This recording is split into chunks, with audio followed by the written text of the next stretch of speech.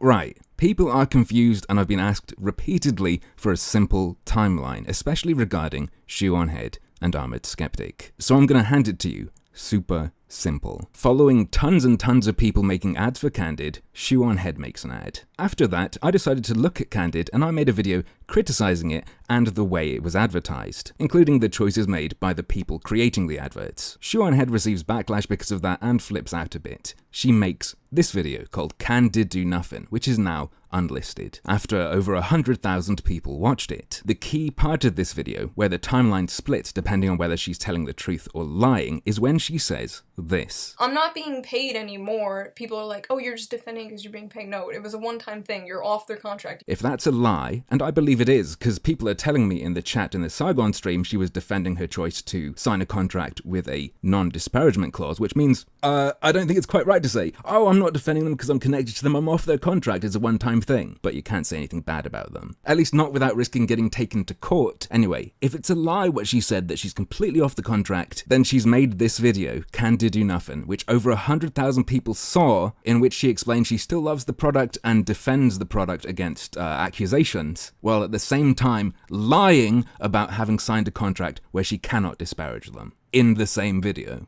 If that's what's happened, then that is terribly fucked up, and I also wouldn't be surprised if it's not perfectly legal. Now, if what she said is true and she was completely off of the contract and it was a one-time thing, then here's what the timeline looks like. After making it known that she was off their contract and it was a one-time thing, her boyfriend made his ad for them called Censored Opinions, which I suspect is a reference to harmful opinions, especially seeing as it was leaked that Candid's marketers were asking YouTubers to make counter videos against me and what I caused. A few days after that, I released a video called Candid Shill Apocalypse. It only shows 4,000 views there because this is an archive of it on the day it was released. At the beginning of this video, on October 11th, I made it known that this fucking company, Candid, had been fucking with my family. The CEO also ended up talking to my mother, who's a social media addict like I am. Bindu, the CEO of Candid, was trying to suggest that my mother is my alternative account and that she has people, monitoring her and giving her anonymous tips. Yeah, I played it cool. Yeah, my mom, who, as I said, is always online, played it cool as well. But I hope she won't mind me saying, yeah, she was shaken by that. A bit spooked, because it is a bit fucking spooky when a company that has so many investors, it has advisors who are ex-Reddit CEOs and people from Google, when they talk about digging into you, a bit scary. I don't know about how you guys are with your family, but when someone fucks with family, I feel like I have a duty to fuck with them, like I said before. Anyway, my point is, this information has been public since October 11th, 2016. January 13th, 2017, Shoe on Head and Armored Skeptic endorse Candid again for cash. As it says in the description, this video was sponsored by Candid. If what she said about being off the contract completely and it being a one-time thing was true, she did an ad, was off the contract. I made it public knowledge that this company was fucking with me and my family because I criticized them, and that Bindu Reddy offered rewards for info on me and what I was doing. And then months after I made that knowledge public, Shoe on Head and her boyfriend took money to do another ad for this company. If she was lying about being off the contract, then basically the same happened, but she also lied to you about being off the contract in the first place, and lied about it in a video where she was defending Candid. Now, whichever one of these possible timelines is correct, after this, something else happened. At the start of this month, my security was compromised. I don't know exactly how. I downloaded a lot of shitty games, maybe there was a keylogger and someone just decided to fuck with me. Yeah, my security's not great. It's a bit my fault, to be honest.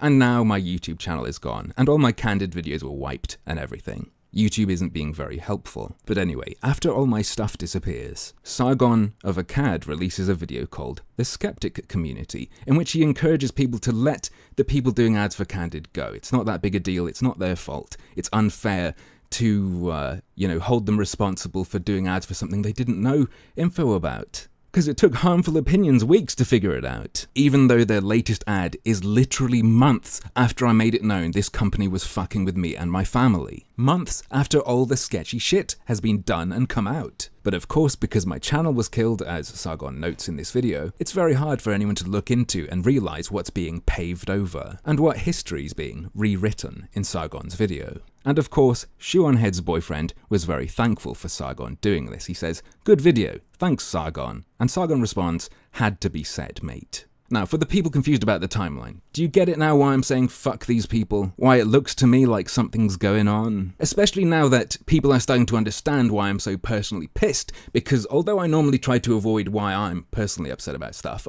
fuck it, I'm going for it now. Sargon says, "Well, I didn't know she'd gone after his mum. This is beyond the pale." So he's saying this now that people are starting to, get it, now that it's starting to click for people how nasty this shit is. But what was he saying before there was any kind of potential for a PR issue? In a comment under my video that was in response to his skeptic community video, he said, "Honestly, I think you're more afraid of Candid than you need to be, mate. I watched all your videos on it," which means including the information about them coming after me and my family. You know, from the October 11th of last year video, the one I showed at the start of this video, which included Candid's CEO publicly letting my mother know that people have been feeding Candid's CEO info. And it really seems like a misunderstanding of corporate culture rather than a nefarious plot. They appeared to be business as usual. I don't like the business, but it's the way corporate culture works. If you're going to say, you know everything there is to know about it and just going to dismiss it, you've seen all my videos and it all just seemed business as usual, brush me away, fine, go ahead, but you don't then also, when people actually start getting annoyed, you don't get to go, "Oh, I didn't know this," right?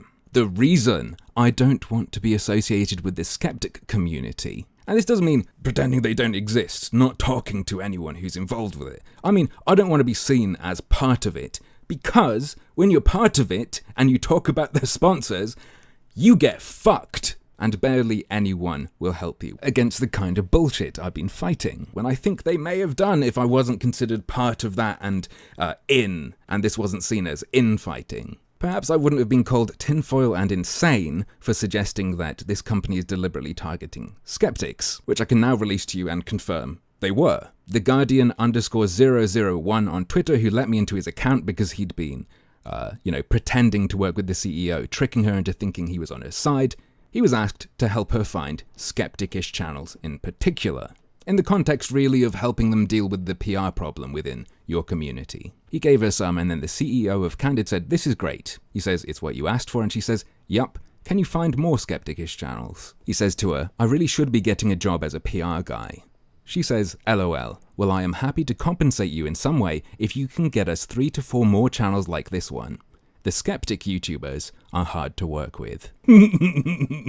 Sorry for that, Bindu. He gives us some more and he ends up saying, "I definitely need to make a list of everyone contacted. I would also suggest Secular Talk as well." And she says, "We are already on Secular Talk." That's the show of Kyle Kulinski, who I know from the Justice Democrats. And then the Guardian _001 just says, "Haha, I am behind then." Anyway, in case you can't tell, this isn't Harmful Opinions talking to you. That's kind of a persona.